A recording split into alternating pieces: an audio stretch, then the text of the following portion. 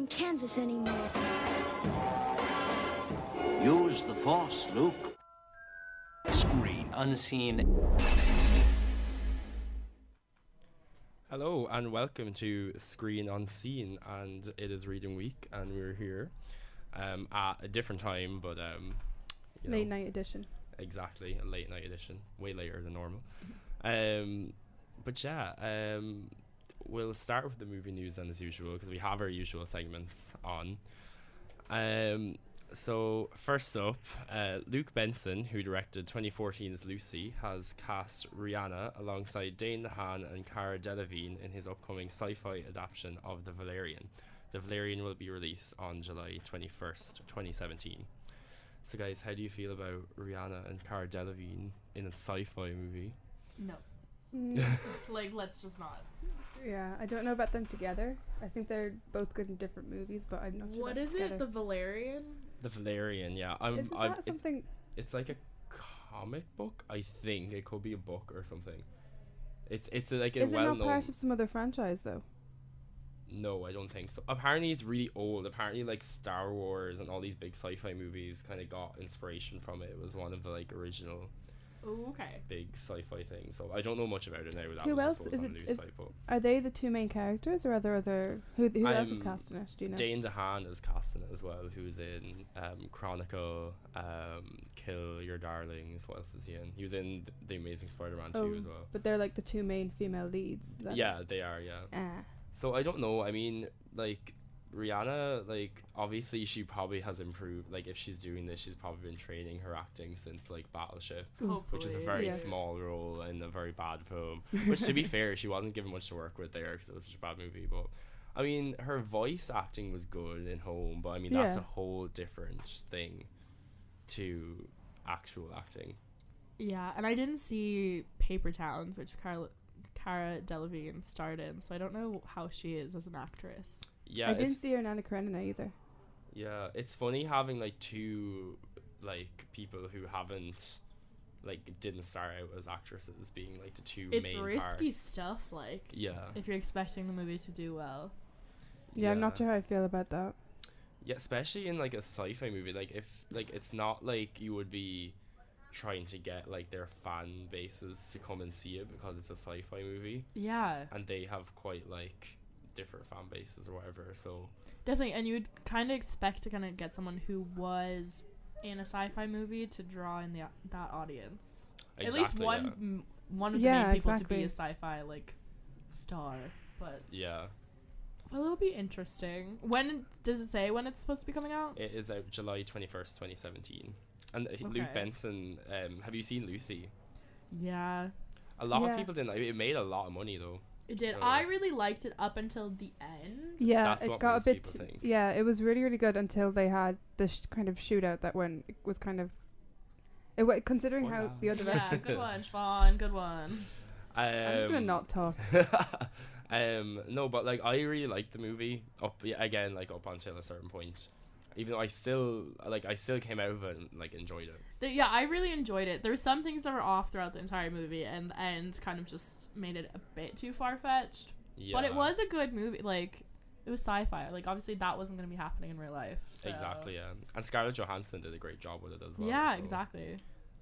Yeah, I don't know. I think it is very risky casting them two together in something. It'll depend. It'll be interesting to see how big their roles are because it doesn't say whether they're like leading parts. Yeah, maybe they they just announced them as part of the cast. Yeah. Yeah. So we'll see. Yeah, they might just be like minor characters and they haven't cast other people yet. Yeah. Dane DeHaan, I mean, like he's I don't think he'd be able to hold like a big blockbuster movie, but he has been he's a very good actor. Like. Yeah. So yeah. When is Suicide Squad coming out? That's out next November. Next year. Okay, so Yeah. we can see then how Cara Delevingne does in kind of like a very serious Like blockbuster type. kind of role. Like yeah.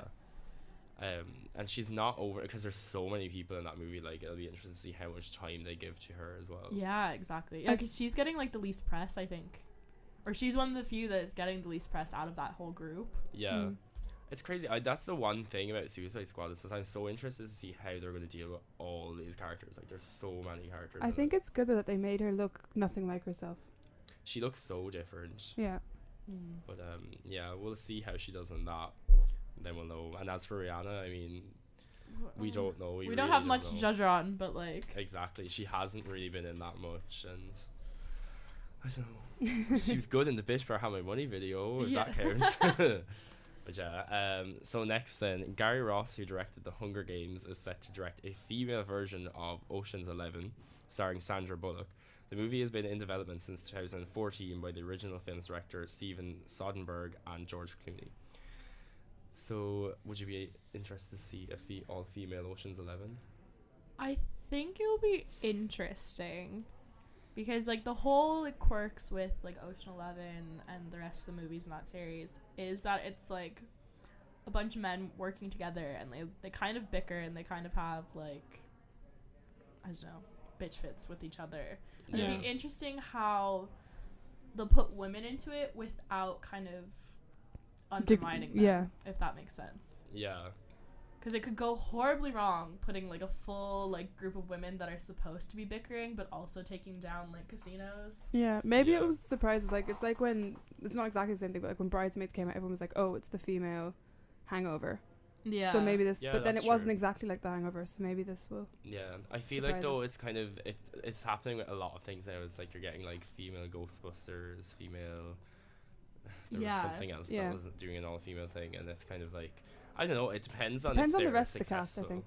Yeah, I think the cast kind of make it. So Sandra Bullock, I think, could like Miss do it, Congeniality was good. Yeah. If it goes along the lines of kind of that being very smart humor, but like also, you know, pointing out the obvious that they are all women, it would be good. But I don't know, it's kind of risky. It's like it will be like the full female cast of Ghostbusters. Like they'll either do it really well or they won't, and you kind of have to wait and see. Everything, all the ingredients are there for Ghostbusters to be really, really good. Yeah. So hopefully it will be. And George Clooney being involved still, like, it should be good. Yeah. So hopefully anyway. And then speaking of all the female casts, finally Elizabeth Banks has been confirmed to be returning to helm Pitch Perfect 3 after the success of Pitch Perfect 2. Pitch Perfect 3 will hit theaters August 4th, 2017. And I'm happy to see her back. I think you don't really see enough female directors in Hollywood, and I think she did a decent job with the last one. I didn't like it as much as the first one. Yeah. But I think she definitely put her own stamp on the series. Definitely. I'll be interested to see how she does with her. I'm interested to see where they'll go. Yeah, because all of them are graduated now, and to be honest, I don't want to see what's her name, Haley Steinfeld. No. Wasn't impressed by her in the second movie. I don't want to see her again. No, I didn't like her character that much at all. I just kind of thought I didn't need her in it, like. Yeah, and like giving her a spotlight on her song, Spotlight or Flashlight or whatever. Jessie J's song. I'm just no, I was not. Yeah, like I'll go see it, but I'm not overly excited by it. Yeah, I think if she's gonna be like front and center in it, I'm kind of like, but if they keep like, because Anna Kendrick's storyline was like one of my favorites in the last one. I love that. The way they had her like moving up the ranks and like music producing and stuff. Yeah, and like the random guest stars as well. Like that was like what made it kind of like sniff this time around, because it was kind of beating a dead horse with like some of the characters. Yeah. So, I don't know. It would be interesting. I didn't expect them to do a third one at all, so that's kind of shocked me. Yeah, no, like I don't know. They kind of just make a trilogy out of it, I guess. But if they make like a fourth or a fifth one, like someone needs to stop her. Like she needs to be stopped. Because didn't they set it up to be the final one though? The last one. Kind of, yeah. Because they were all graduating, like. Yeah, they all. Yeah, they all like had their. So they won't I'm have gonna stop like. talking because I'm gonna spoil again. They won't have their like acapella group. Yeah. In college anymore, so it's like, where will they go? Oh. Yeah, I guess maybe so. I just hope they don't try and do it without the main cast, because it never works. Like, yeah, like look at things like say Mean Girls 2, where they completely changed everyone, and it was like no, like it's not gonna work. no. It literally just doesn't work. Mean Girls 2 was basically a Disney movie, even though it wasn't a Disney Channel movie. Even though it wasn't made by Disney Channel movie. It was ABC Family, wasn't it? Was it? I think so, which is not much different to making a Disney Channel original movie. How did Tina Fey release the rights for that? There was rumors that they were gonna make that a musical as well.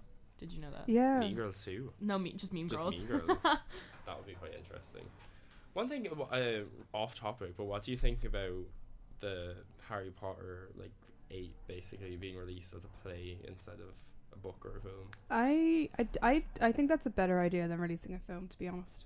Oh, were they not? I thought it was a film. No. I thought they'd made the film. No, there's like there's Fantastic Beasts and Where to Find Them. That's like, like that's the trilogy prequels or whatever. Yeah. But then they're releasing like the sequel to. Isn't it basically Hallows. like? Yeah, it's like basically it follows like the children, like, but it's a play, not a film. Wasn't something like that J.K. Rowling had kind of planned, but like she thought it out, but didn't think that like it was necessary to the book series. Yeah. But will that, like, where are you gonna release that play? Is it only gonna be shown in London? That's the thing. Yeah, Is it it's gonna only travel? going to be shown in London first, but it will travel afterwards. Yeah. But like when you release something that's actually canon to Harry Potter, that's actually follows the children, and it's like 2 parts, so there's like a serious story going on. Yeah. It's like people are going to want to see that no matter what, so either way you're going to have to release like a text version of the play or film the play and release it as a film, which they'll probably do. I think they should go with the film route, to be honest, because everyone's going to want to see kind of the same thing. Yeah. Like, those kids are going to get older. You're going to be switching people out different, like, nights. Yeah. I mean, do a Harry Potter play, that's fine, but, I mean, do, like, a play version of the film. Because, like, unless it's not going to be, like, a big story, it's kind of literally just going to be all based in Hogwarts and kind of following around what they're doing. Well, you see, if they're doing a play, it kind of means that it's obviously a lot more dialogue based than it would be in a film, I feel. Yeah, because you don't have any of like the big effects or anything that they can do. Like, it's all going to be kind of practical. As much as you can do, like, on a stage. Exactly, yeah. So I'm sure it would be an entertaining play to watch, definitely. But I think when you're going to the Harry Potter fan base, like, you need to give them everything they want, kind of thing. I don't know. I think that if they made another movie, it would be too much considering how big the series is already and the fact they're releasing the. Well, then they should just not do anything then. That's it. They shouldn't do anything because you're not going to do another film series with what's his name again, Albus Sirius Potter. Is oh that his yeah. name? That's who like the main character is or whatever. But yeah, all those kids are grown up by now who were like in the last film. Well, yeah, they'll obviously recast if they were doing a film, but like there's nothing like you can't top what happened in the main series. Like in the case of Fantastic Beasts and Where to Find Them, that's a very different movie where Harry Potter ended up getting quite dark and it was all about like, dark magic, Voldemort, all that sort of stuff. Like this one is very focused on the beasts more than the magic kind of thing. Yeah. So it's going to be quite different, and it's in a different time era as well, so it's going to feel very different to the other ones. So I think that if they did movies, it would just feel like Harry Potter again, but with different characters and not as good. Exactly, that's why I think the play works better, but then it's in terms of the fan base, it's going to be more difficult, Because I wouldn't even mind if they did, in different kind of time realms and stuff. I like that, because, like, J.K. Rowling created such, like, a big kind of world. Yeah. And you don't know, like, what's happening in the rest of the world with, like, different wizards, because, like... Yeah, I've always wondered, like, if the UK has a Hogwarts, and then clearly... What was it? Hungary had the boys' school, and then France had the French. I'm like, what happens what's going on in the US? Like, what happened in Canada? Parts of that trilogy are going to be set in like New York. The whole thing is in New York. Is it? Yeah, okay. It's based in like New York in like the early 1900s. Yeah, so which will be really interesting, I think. Yeah, but you just wonder, like, where was the wizarding school in the US or Canada or Asia or, That's the thing, like, as well, because there'd probably be, like, way more wizards in the US because of, like, the population and stuff. And it's all, like, built up areas and stuff, so you're like, where do they go? Exactly, because there's definitely, like, characters from, like, Africa in the Ministry of Magic, because you would see them in kind of, like, traditional African garb or whatever, so... I don't know, I think and one thing about the Ministry of Magic as well, it seems to be very, like, UK focused, but, like, is there, like, some sort of, like, UN of, like... representation from everywhere, like, Yeah, how come because there's so many different ways you could go into this, like, why hasn't it been used as a weapon yet, and, like, how is there a huge war? And, like, fair enough, it's, like, fiction, and it's, like, just... It's for kids, like, they're not going to go that into the politics. Exactly, but, like, I will be interested to see how she develops, like, New York... And, like, even though it will be a different time frame, it'll be very interesting to see it. Definitely. Right, so we are going to go into our film review now. And this week we actually have 3 movies to review at this. No, 2 movies to review at this stage. Isn't 2? Yeah, it was Sicario and Spectre. Sicario and Spectre, yeah. Because we didn't review Sicario last week because we didn't have Sean with us, so we said we'd wait. So yeah, we'll start with Sicario, I guess, because we saw that first. Definitely wasn't what I was expecting it to be. Not at all. I was not prepared, but it was very, very good. It was very good, but it was very dark as well. Like, I think it'd be better if you're mentally prepared for that, almost. Yeah, it is really, really, really dark, and like you kind of, it's one that kept you guessing though. Like, I didn't know what was gonna happen. Definitely, I didn't know what way it was gonna end up. Like, yeah, because at the end you're kind of just like, whoa, what is happening? And I love when movies do that. Yeah, I like the fact that they didn't sugarcoat anything in that movie. Exactly, yeah, it was very like real. Yeah. But like the entire theater was silent. Like once the credits started rolling and stuff, like it definitely affected everyone in the theater. Yeah. I think especially because for people over here who haven't lived in the US or don't know anything about what's going on across the border, it was definitely an educating experience for a lot of people who would have shocked because we have no idea what's going on up there really.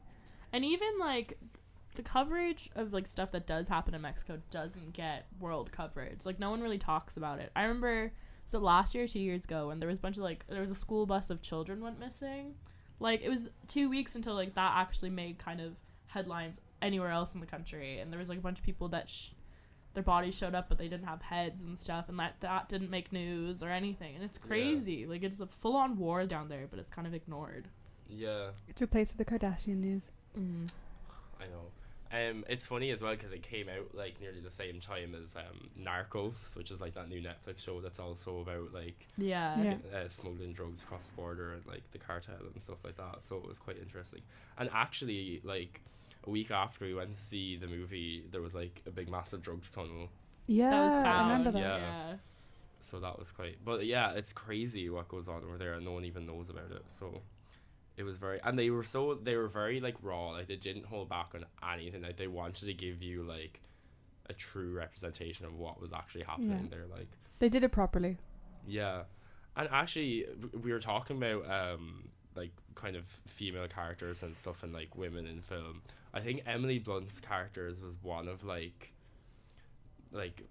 she was a really, really, really good like female like main character that I've seen in a long time, because she was real. Like she had like human emotions, and she wasn't just like this kind of like complete badass to everyone. Like she has like I don't want to spoil anything, but like she kind of like she's real. Like she's not like this complete badass that has no emotion, that just like kills everyone. She's and, a like, has no problem doing it. Like she's a real soldier. Like she's a proper depiction of a soldier, and also the fact that I kind of like the fact that a lot of it wasn't necessarily based on dialogue. There's quite a lot of action, or like a lot of things were like not said, but you got them anyway. Yeah, you could definitely, and like, not only Emily Blunt's character, but like all the characters, you could see once like all these horrible things were happening, you could see how they were affecting the people, and they were changing like in front of you, which was good. They didn't stay like this kind of static character, like, oh, she's the badass, she's the one that's scared, or he's like the muscle man. Like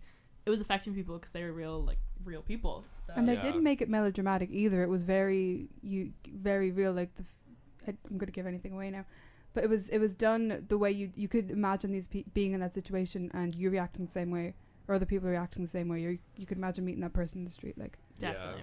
And the way it was shot was so like captivating as well. Like some scenes where you were like, remember even at the start, like they kind of discover all these bodies or whatever. I won't tell you how, but like it's so like graphic, but it's really like mesmerizing at the same time. Like it's the way it's shot, it's really good. I'd be surprised if it doesn't get any awards buzz at all.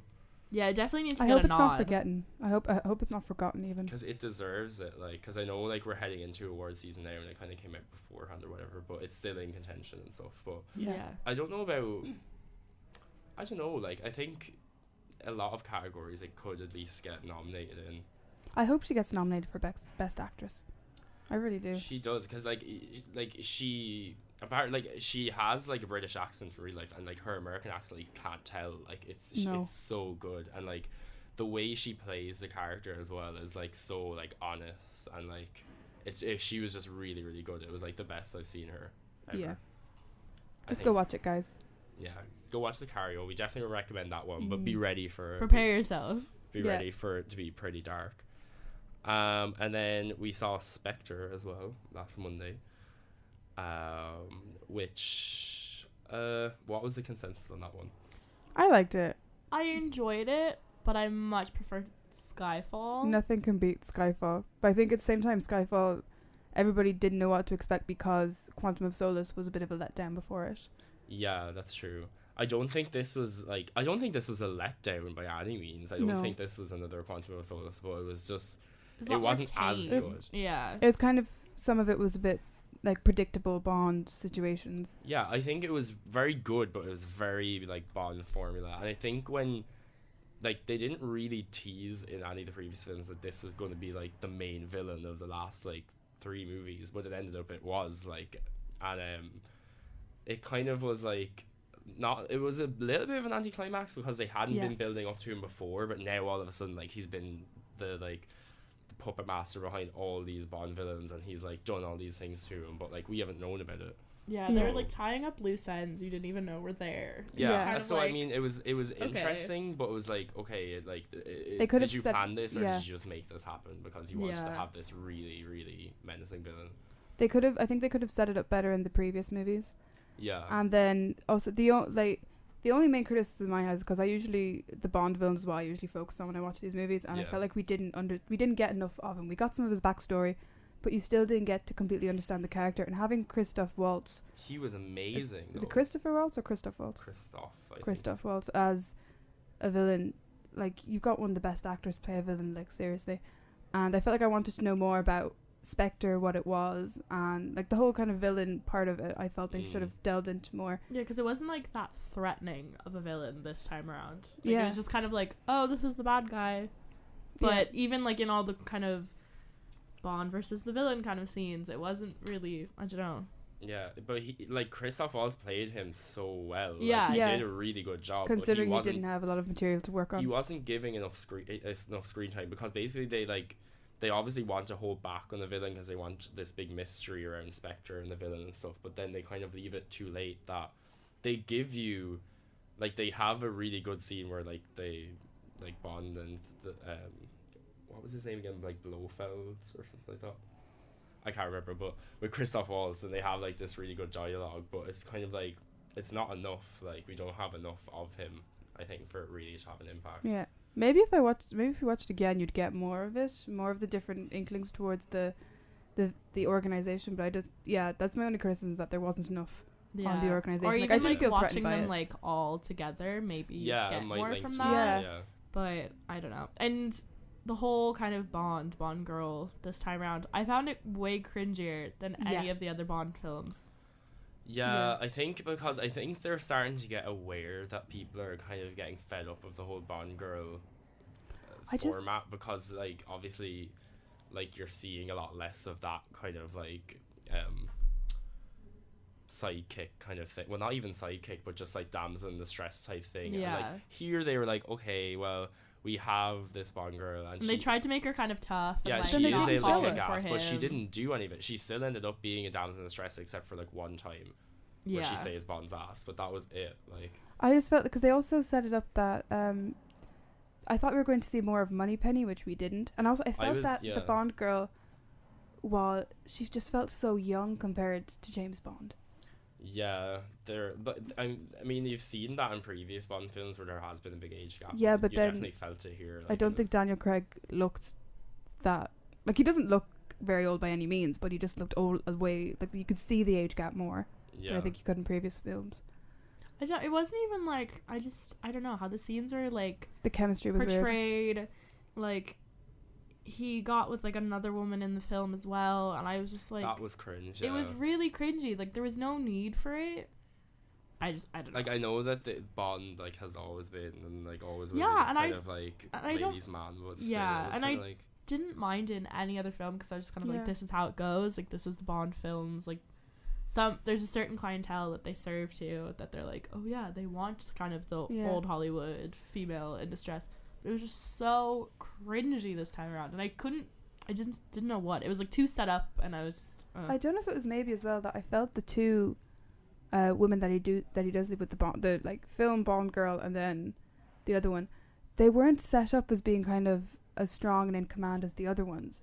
So I felt almost like, oh, stop doing it. They don't like. Just yeah, like he kind of just went straight in for like, yeah, we should kiss. Like, yeah, we should have sex. Like, slow your roll, James Bond. Okay, slow your roll. Yeah, and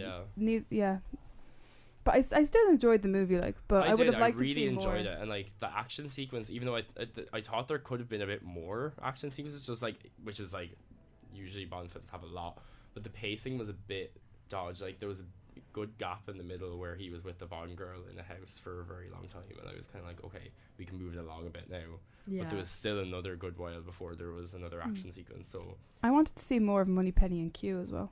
Same, because I think like they set up in Skyfall like these really great side characters that it can have for however many movies, even though this is Daniel Craig's last one, but like whoever the new one comes in. But like I was sad that they didn't give Moneypenny more screen. They gave Q, like Q had his own little Q had like quite a good bit in it, and like Moneypenny did her part or whatever, but she didn't get as much screen time as she had in Skyfall, and I think they kind of set her up to be like, and Naomi Harris is so good as like an actor in general, like, and she doesn't get enough roles, I think. Yeah. And like they have her in Bond, like they should just use her more. If you want to see a good movie with her in it, watch 28 Days Later, because she was amazing in that. Definitely. I know this isn't going to happen, but I would love if they kept Moneypenny and Q for the next James Bond movie. Oh, I think they will. No, they always do that. Yeah, they always keep them on, because Ralph Fiennes is staying on as M True. They always, yeah, and sure. M before Judi Dench had been through like 3 Bonds possibly. Yeah. So they'll definitely keep on the side characters. It's just Bond they need to change up. Yeah. Because I think it's a lot easier to keep the contracts for side characters than Bond. Yeah. And I think there's a possibility, probably not, but you might see Christoph Waltz return, because usually when they don't kill a Bond villain, they could show back up again. Was he not killed? No, remember they left him on the. Oh yeah, no, he didn't. They left him on the bridge. He wasn't dead. Oh, that was a spoiler. But yeah, no, he was very alive and well. I need to watch this movie again. I've already forgotten it. Okay, well, it was kind of a spoiler, but yeah, no, he was alive. It's good in that they left him alive. They continue on. Oh, maybe they'll go. Yeah, maybe they'll villain franchise into the next Bond. Maybe they'll continue. Maybe we'll see Spectre again. Yeah, maybe we'll get more. Maybe I spoke too soon. Yeah, we could get more of that, because hopefully, he seems like it's such a big organization that it's hard to believe that would go down that easily. Definitely. Yeah, definitely. Because there were so many people like kind of involved that they like revealed that were involved. So there has to be more people out there. Yeah, I mean, literally, they had the past 3 villains of like since Daniel Craig's beginning. So like it kind of felt like the conclusion of Daniel Craig's like quadrilogy, I guess, but they could still go on if they wanted to with a new Bond. Yeah. Or else they could literally just start fresh, either or. It'll just be interesting for like the next Bond to pick up, because they're basically trying to shut down the 007 program in this film. And like obviously they're gonna reopen it just because they were shown that they do need it. Yeah. But it'll be like, how will they be setting it up again? Will there be new regulations? Like, yeah, it'll be different going forward. So who would you like to see as like the next Bond? I wouldn't mind. Who is it that they want? Idris Elba. Yeah, I wouldn't mind seeing him. Me neither. I think he'd be good. I think him as an actor he's perfect to play Bond. And I don't think the race thing is an issue at all. No. Yeah, like Bond just has to be British. Exactly. And he's so British. Like his British accent is great. I think he could do the action perfectly. And he's good in kind of dark roles, because he was brilliant in Luther. Like. Yeah. Exactly. Like I think for Luther alone is enough kind of a quota to give him. Yeah, and he's a likable person kind of in person as well. Like exactly. So a lot more likable than Daniel Craig. Yeah, Daniel Craig is quite cold. He brought in a nice thing to Bond, I think, because he was very serious but with quirks of humor. Yeah, he was very witty. Like Pierce Brosnan was too like suave. Yeah, like I'm your drunk cringe. Uncle. Like, and then you had like obviously Sean Connery was like the charming one who set the bar for everybody else. But I think it was for the series they had for Daniel Craig, and he had to be fairly cold because the backstory he had. Yeah, well, so that's what I liked about his series is that they made Bond dark, and like they actually gave him like a darker character, and I think that Daniel Craig was the perfect person to bring that. But then at the same time, the reason that Skyfall is my favorite is that they brought back kind of the James Bond wit and charm that was kind of missing in the other ones, I thought. But at the same time, like, these are trained killers. They shouldn't be having like the laugh all the time. Yeah, I know, but in terms of the James Bond but I think atmosphere, it should be darker. Like, I think it just makes more sense that if James Bond is a darker kind of series. It's definitely more real than which one it was. They had like a laser beam, a laser ray or something. That was one of the Pierce that was the one with Halle Berry in it. Was it? Yeah. That was the one where it got a bit weird. The special effects were awful. Oh my god. I was watching something. It was when Skyfall was released. They had like this documentary done with different directors that were doing James Bond, and like obviously in the older movies, some of the effects had to be done in real life, like the car tipping on its side, going through I can't remember what it was, but then everyone when they got to speaking about the Pierce Brosnan one were kind of like, yeah, that was a weird time for Bond, like the invisible car. And I can't remember what else it was, but they were kind of like, everyone kind of went, yeah, that was special. Let's just not speak about it. Yeah. But I mean, I think if it wants to keep up with other franchises, it needs to kind of reinvent itself, like, and keep reinventing itself, like, to give it, like, because I think the big appeal of Spectre was that, it was the sequel to Skyfall, and everyone loved Skyfall, and like, they had the director Sam Mendes back, and I think that I would like to see him stay on for one more, because Skyfall and Spectre were very good, and I'd like to see what he would do. Like, there needs to, it would be nice for like a good transition to, between like, the two Bonds. Yeah, but then again, if you wanted to go completely fresh, you would just get new Bond, new director, I suppose. Yeah, because like, you are, at the end of the day, you are going to see another Bond film, but you don't want to feel like you're watching just another Bond film. Yeah, because I mean, Spectre kind of bordered on that. I don't think it was, but you definitely felt the Bond format. In there. Whereas Skyfall like broke away that bit more, but Spectre just kind of fell back into it. Like, but I love what the directors, like, it's so, like, Skyfall and Spectre are both so pretty, like, they're so visually stunning, like, definitely. The intros were so good. The opening action sequence in this was amazing as well, and it was so good in Skyfall as well. So I think for that reason, definitely bring him back. But it'll be interesting to see where they go from here. They actually haven't confirmed Bond 25 yet, because I remember like literally straight after Skyfall, they're like, yeah, Bond 24 is happening. But they haven't confirmed it yet. So I suppose they haven't kind of booked a next Bond. They can't really. Yeah, I mean, and as well, like, the 25th one is kind of a big deal. So yeah, they definitely. could kind of do, like, it's going to add more spotlight on it. So I hope there are cameos of some of the old Bonds in it. Subtle ones. It'd be I think as a fan it would be nice. But they can't be Bonds in it, obviously. Yeah, but it'd be I don't know. Could be a bit cheesy. Because it is be supposed very to be cheesy if they do it kind of any bit wrong. Yeah. It'd have to be. They wouldn't even like. Yeah, it'd have to be like a split. It couldn't be like, they'd have to be 2 minutes in the film. I don't think they shouldn't have a character like. Yeah. Even if like at most, I think they should just put their like pictures up on a wall, being like past 007s. But like, I don't think they should be in the film. Yeah, I think like if you really think about it as well, like, the person they cast is so important, because literally they're like launching a new franchise again. Like, that's kind of what, like, when the next Bond changes, like, it's literally you're starting from scratch. So like, I think it's going to be so important, because they're going to be like the face of this franchise. Because like, not many people knew Daniel Craig when he was cast as James Bond, and everyone was kind of like, no. Everyone hated him when they were like, no, he can't play Bond, and then Casino Royale came out and they were like, no, wait, this is like one of the best Bond movies. Yeah, they're like, okay.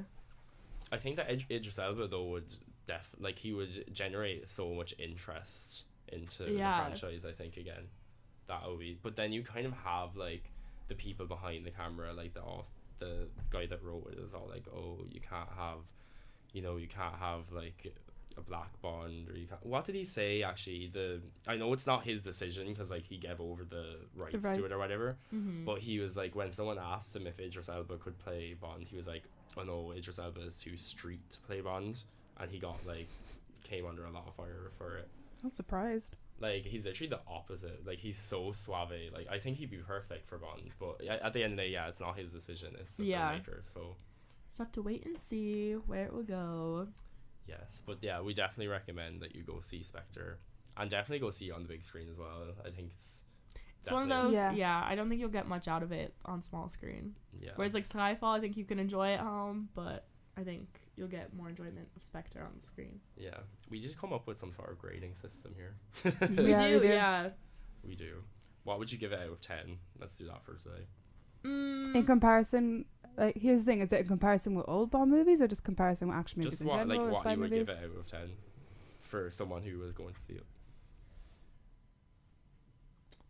I would give it an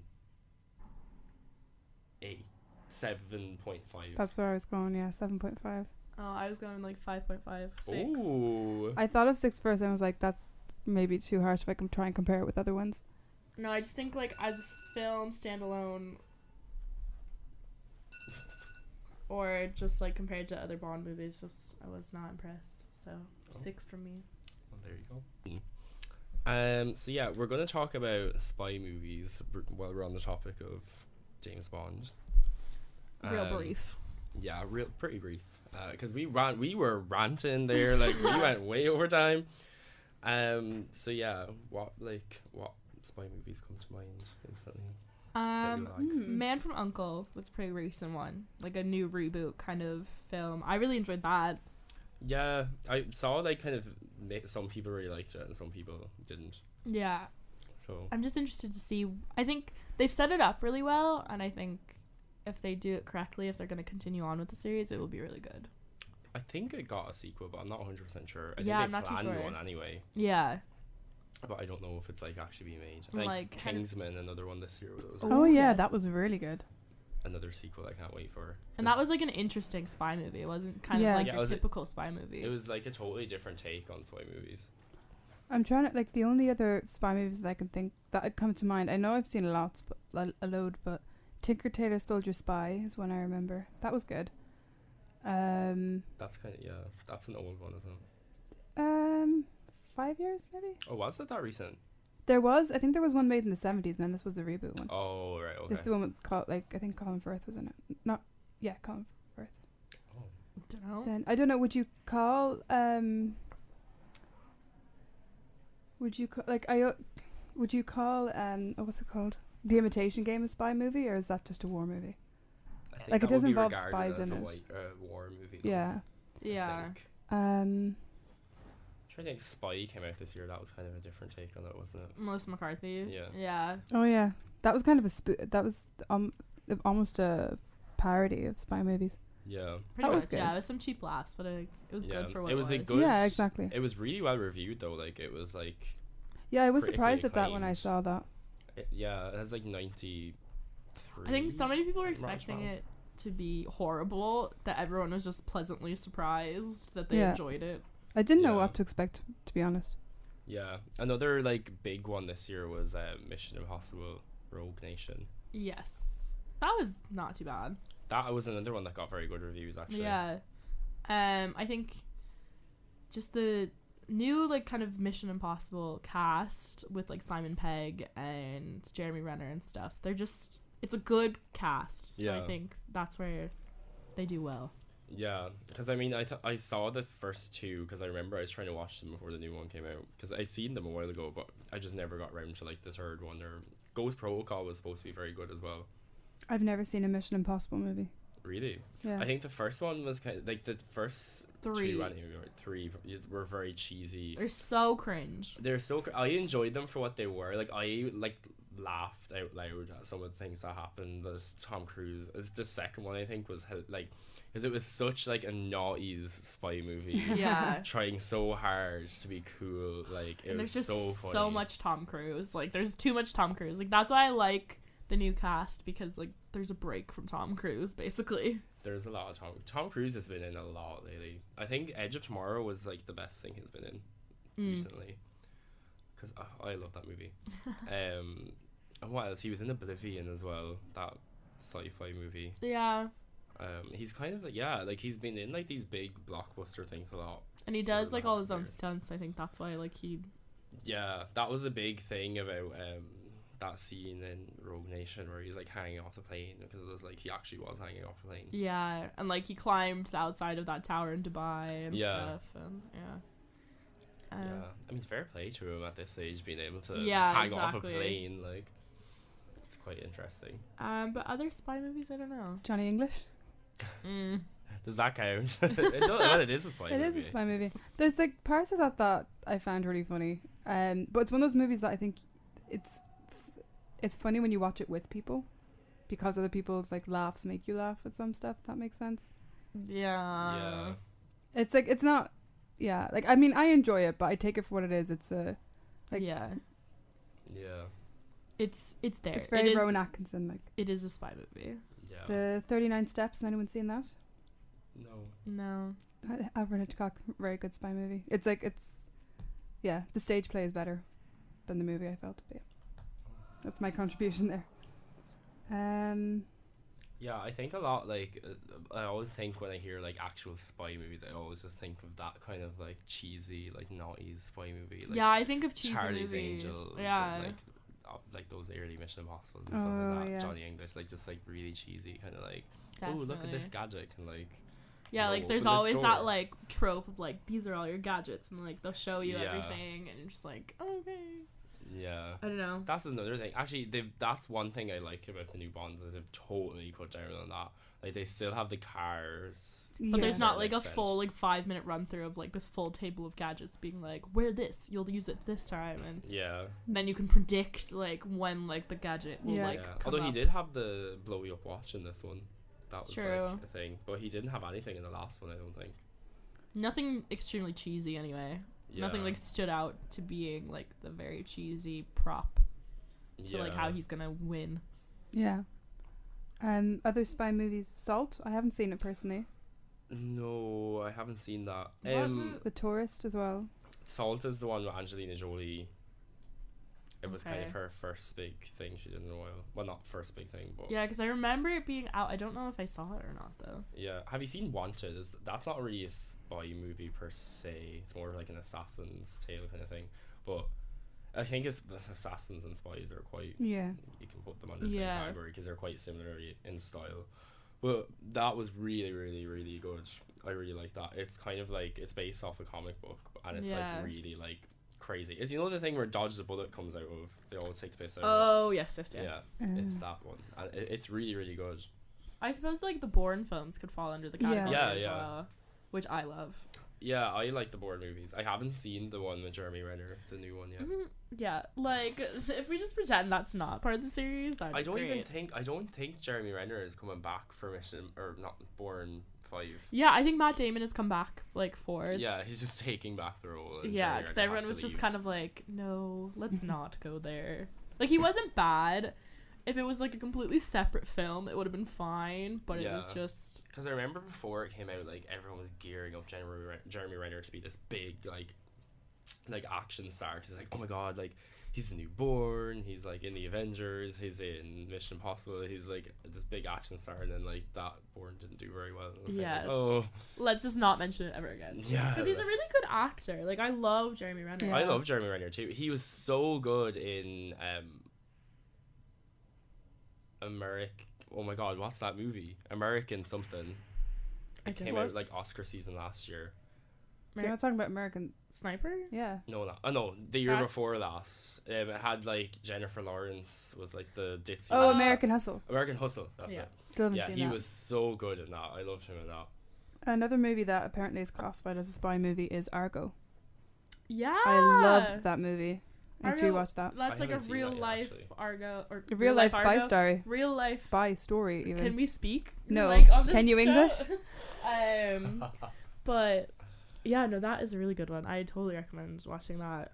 And I'm usually a bit iffy about Ben Affleck, but he's really good in this movie. He was unreal. Like, it was such a good film. It's such a good cast. Oh my God, It was fantastic, that movie. I need to watch it again. And now it was I'm in the mood. it is a real spy story, but like Yeah. it's so well done. Like, you don't feel like it's cheesy at all or anything. So Yeah, well, if it's real, like a true story, then yeah. Yeah. The only criticism is that the man behind this whole rescue mission was Latino, and Ben Affleck clearly isn't. Yeah. Whitewashing. Yep.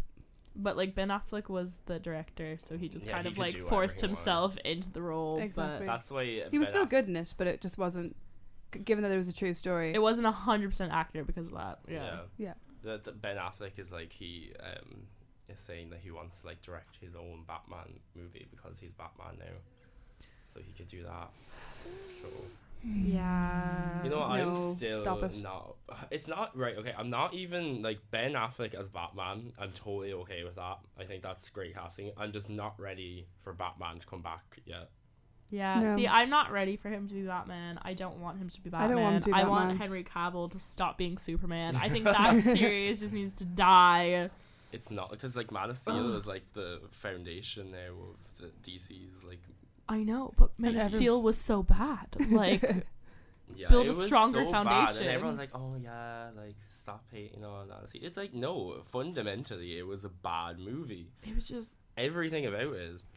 I'm not. It was like a Michael Bay movie, like Yeah, it was literally a just all Transformers action, movie. It was like- all action, and like you didn't care about any of the characters whatsoever. Yeah. Lois Lane can go home, yeah. like, and I like her. What's her name?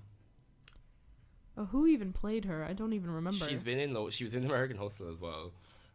Amy Adams. Amy Adams, yeah, she played Ah. her, and like I like her, but I was just like, ugh, I was just so done with it. Like afterwards, I was like, no, I don't want to see them again. And she's Yeah. back in Batman vs Superman as well. Like, and I really enjoy Henry Cavill, but I think they set him up to fail, and so I'm just not interested in seeing Zack him Snyder, again. like, why did they get him to direct Batman vs Superman? That was like everyone is so hyped up for it, and they're like, oh my god, this is gonna be amazing. It's gonna be the best movie ever. And I'm like, but you got the director of Man of Steel to direct Batman vs Superman. Like he's directing it, so it's not. Like, I'm did you just not learn? Yeah, did you not learn? This is the kind of wannabe Christopher Nolan dark action that you're gonna get in Batman vs Superman, unless he's radically changed his directing style, and he hasn't. This is the guy who directed Sucker Punch. Okay, he directed that piece of shit. When is so Batman vs Superman coming up? Too it's coming out soon. March because they lost the game of chicken with Marvel. They basically they took the May date, like a May date that Civil War has now, and then Marvel's like, oh wait, we have a movie here. They hadn't announced what it was, but they had already taken the date, and then they basically played chicken for a while. Yeah. And then it came out that was Captain America Civil War, so then Batman vs Superman moved to March to avoid it. But even though everyone's like, I think that I don't know if it actually is going to make as much money as people are saying, or if DC fans are just overhyping it. I think it's overhyped. Like, I don't know if the general public is really that excited to see Batman fight Superman. Not when you have the Avengers going on alongside it. Not when you have the same. Which has been going on, like Avengers. I think Captain America Civil War is Marvel's 12th movie, and this is DC's second movie in their cinematic universe. Yeah, and it's like, it's not the what's his name who played Batman before.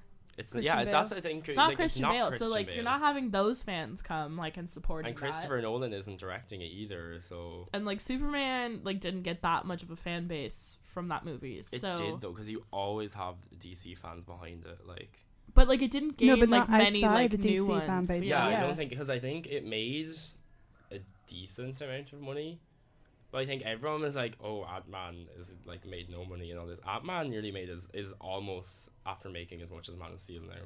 So, Yeah. Yeah. and that's supposed to be the foundation of their like their movie series. So I don't know, and I think they're totally just rushing to get Justice League out as well, because like it was like, oh yeah, well, it's Batman vs Superman, but we have like Wonder Woman in there and Aquaman, and like it's okay. So is it Batman vs Superman, or is it just a Justice League movie? Like, Yeah, it's literally just gonna make everyone have a cameo just to force try and everything. compete with the Yeah. Avengers quickly, because you wasted loads of time. Like that's the thing is like you wouldn't change anything about Christopher Nolan's Batman series. But Yeah, it's like, that is like my perfect series. Yeah. it's so perfect. But I think like they realized then, like, because I think the same year Dark Knight Rises came out, Avengers came out, so they were like, oh crap, that made loads of money, we need to rush It to almost would have make- been better if they wait for the Avengers to be over, and then Oh. Avengers won't be over though. Yeah, like the when- Avengers will be over in like 20 years. They've literally True. already announced movies after, like, because those people thought that Infinity War would be the end because it's the big finale of everything, but literally I think that's going to be the end of like the Avengers as we know it. Yeah. But they'll just change around the roster after that. Maybe they'll put their new characters more that's forward. the thing. Then. They'll put their new characters to the forefront, and like Robert Downey Jr. as Iron Man will kind of. Yeah, because he's getting people are going to be aging out. Like yeah, exactly. So that's what's going to be happening. It's not going to be the end by any means. Like. So just. But everyone, it's like I don't know. I just don't know. I think that movie, and it's not just because I'm like a Marvel fan. It's just I do think like I love the Batman series. Like I just realistically do think that this, like I just think it's overhyped, and it's not that I don't think that Batman vs Superman, like the trailers are great, but I just hate Zack Snyder's directing style. I think that was the biggest thing that they did wrong with it, is letting him on to direct it. Yeah. So I don't know. How did we get onto this topic? We were talking about spy movies. There we talked about You know what? It's a free show. We can shit talk as much as we want. Exactly. But yeah, I think like the competition next year as well will be pretty fierce, because I think next year is like the biggest year for superhero movies. Well, we're supposed to be talking. Oh no, we're not talking about this until next semester. I don't think, so we can rant about it now. But yeah. There you go. Plenty of rants to come. Yeah, exactly. Lots in store. Do we really have much more to say on spy movies? No, I think we've covered it all and then some. Exactly. And we actually went over time than we normally do, so we had a lot of ranting to do today. Yeah. I was like, Ashling's like, it's 10-2. I was like, wait, what? How long were we talking about Harry Potter for? Yeah, we went on the whole topic of Harry Potter for ages, but it must be done. Exactly. Right, well, I think that is it for this week then. We will be back at our normal time on Tuesday next week. I do have the movie releases for this week. Oh, sorry, yes, I completely forgot. Before my phone dies. Okay, on the 6th of November then we have Brooklyn, He Named Me Malala, which I'm very excited for, Scout's Guide to the Zombie Apocalypse, Kill Your Friends, Burnt, Snoopy and Charlie Brown, the Peanuts movie, and then the 9th of November we have Ronaldo. Is that like a biopic about Ronaldo? Don't know. Oh my. I hope isn't. Not. Yeah, I really hope it isn't. It's not by a very big distribution company, so I don't know if it says PG. I don't know what it is. PG. We don't know what it's about, but it's PG. So you can bring your kids. Exactly. And for this week's box office, Burnt is holding number 5, making $5 million this week. Hotel Transylvania went up to number 4, racking in $156 million. And the top 3 stayed the top 3, which Bridge of Spies staying number 3, making $45 million.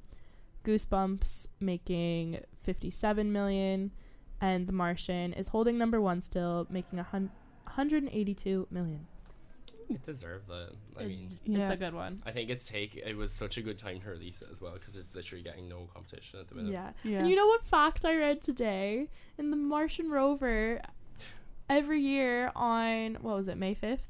Yeah. Or something, it sings itself happy birthday because it's all alone up there. Oh my god. Isn't that so sad? What? So sad person in NASA decide that would be a good idea. I don't know. Just to make the rover a little bit more depressed about its life. Yeah, exactly. Although it has that weird alien baby alien what? Scorpion lung thing to look after it. So what's scorpion lung thing? The pictures that have been released recently where there's that weird thing that's been crawling up a mountain that looks like it's from Alien, the face hugger. Oh right, yeah.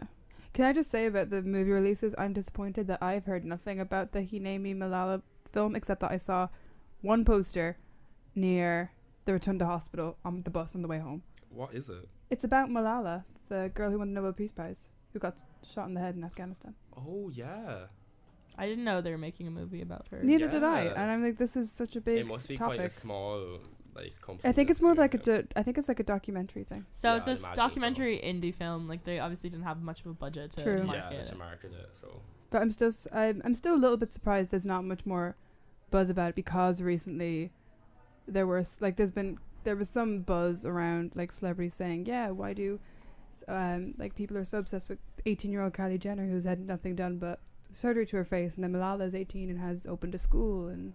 Yeah, at the same time, I'm not totally into putting down other people just because other people are succeeding. Because Kylie Jenner does a lot for anti-bullying campaigns. Like, whatever she's doing to her face, that's her own business. I don't care. But, like, as long as people are spreading good in the world, that's all that matters. But I think Malala doesn't get enough coverage. True. Yeah, that's true. Yeah, so I think that's everything then. That's everything. We've covered. We've ranted. Got everything. I was going to cut you off there before you even got to finish. But, We'll forgive you. We'll forgive you. Yeah, so again, we're back at our normal time next week. So yeah, enjoy your reading week, everyone. Go see Spectre and Sicario. That you should be seeing or studying. Oh yes, and Sicario if you want to be in a bad mood. Yeah. Not in a bad mood, but like if you really want to think about your life. Yeah, and think about what's going on. We're putting, like, people aren't going to go see this. We're putting it up as being very, very distressing. No, go see it. It's amazing. It's like, I would give it a solid 9 out of 10, 8 out of 10. Yeah, 8.5. I'd give it a 9 out of 10. Yeah. Actually, yeah, no, I would give it a 9 out of 10. It's very good, very so good. Go see that over your reading week. Yeah, so see you next week.